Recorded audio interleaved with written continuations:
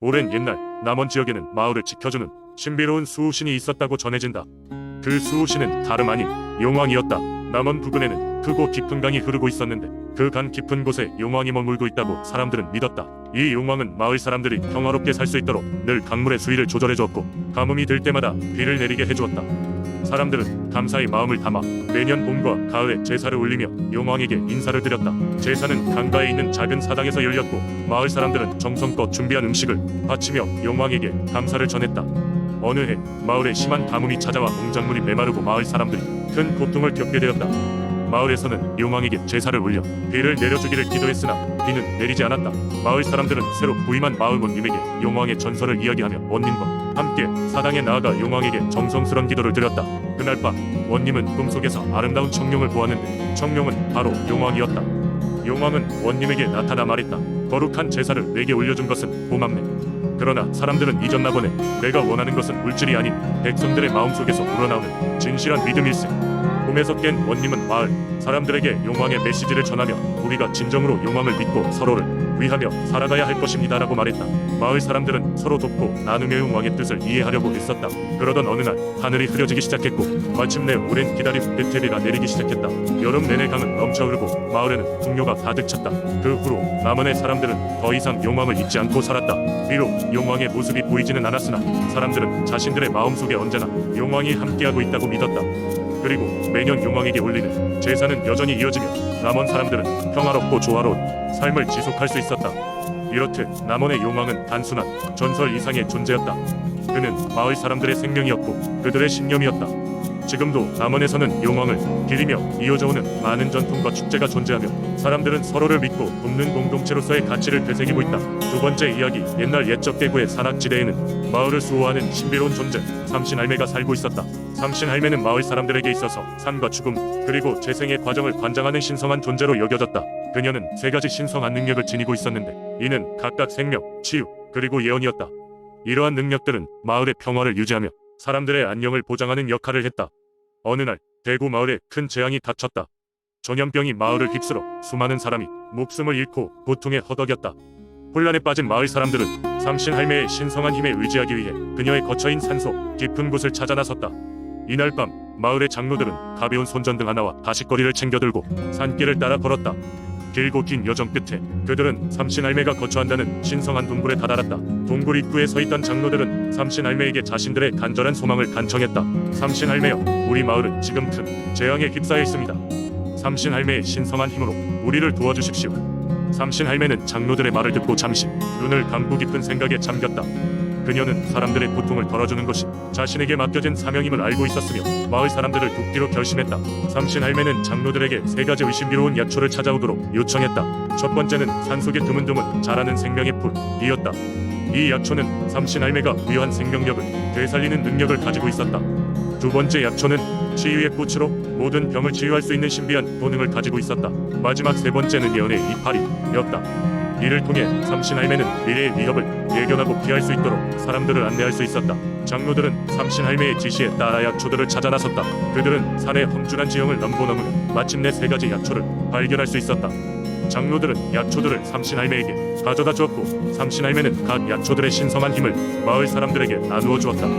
생명의 풀은 마을의 비옥한 땅에 뿌려져 새로운 생명의 싹을 틔우고 치유의 꽃은 마을에 퍼진 전염병을 온전히 치유했다. 예언의 이파리는 사람들에게 미래로의 길을 비춰주어 그들이 올바른 선택을 할 수 있도록 도왔다. 고통에서 벗어난 마을 사람들은 삼신할매에게 깊은 감사의 마음을 품고 그녀를 기리기 위해 매년 제를 올렸다. 이러한 삼신할매의 전설은 대구 사람들에게 전해 내려오며 오늘날까지도 사람들은 그녀의 존재를 믿고 그녀에게 감사와 존경의 마음을 전하고 있다. 삼신할매는 대구의 산속 어딘가에서 여전히 마을을 지켜보며 세상 유조화를 유지하고 있다고 믿어진다. 세 번째 이야기. 옛날 옛적 지금의 울진 지역은 방대한 숲과 맑은 바다로 둘러싸인 땅이었다. 그곳은 여러 민족이 오가며 벼랑과 바다 끝자락에 위치한 마을에서 생계를 꾸려나갔다.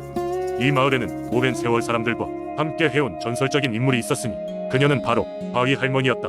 바위 할머니는 젊어서부터 이곳 울진의 수호자였다. 그녀는 바닷가의 커다란 바위 위에 앉아 매일같이 바다를 바라보며 마을을 지키곤 했다. 바위 할머니에 대한 이야기는 입에서 입으로 전해지며 마을의 아이들은 그녀의 이야기를 듣고는 밤마다 꿈속에서 그녀의 모습을 그리곤 했다. 바위 할머니에게는 특별한 능력이 있었는데 그녀는 바람을 읽고 바다의 기운을 느낄 수 있는 신비로운 힘을 지니고 있었다. 그래서 강한 바람이 불어오는 날이면 그녀는 바위 위에 올라 바다를 향해 긴 노래를 불렀다. 그 노래는 바람과 함께 퍼져나가 바다 괴물을 잠재우고 폭풍우를 멀리 쫓아냈다. 어느 해에는 전례 없이 무서운 폭풍이 예고 없이 다가왔다. 거센 바람과 함께 커다란 파도가 마을을 덮치려 하자 마을 사람들은 모두 두려움에 떨었다. 그때 바위 할머니가 바위 위에 올라 또 한 번 애달픈 노래를 부르기 시작했다. 그 소리는 빗속에서도 명료하게 퍼져나가 폭풍과 파도를 잠들게 했다. 마을 사람들은 할머니의 용기와 사랑에 감동하며 폭풍이 지나간 뒤 그녀를 찾아와 감사의 포옹을 나눴다.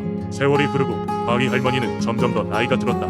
하지만 그녀의 눈빛은 여전히 빛났고 마을 사람들은 그녀를 점점 더 존경하게 되었다. 그리고 어느 날 할머니는 마지막으로 바위 위에 올라가 마을과 바다를 바라보았다. 그녀는 그동안 지켜온 마을과 바다를 마음 깊이 새기고는 바위 위에 누운 채 긴 숨을 내쉬었다. 그 후로도 그 바위는 마을 사람들에게 바위 할머니라는 이름으로 불리며 마을을 지켜주는 존재로 리비어드 되었다.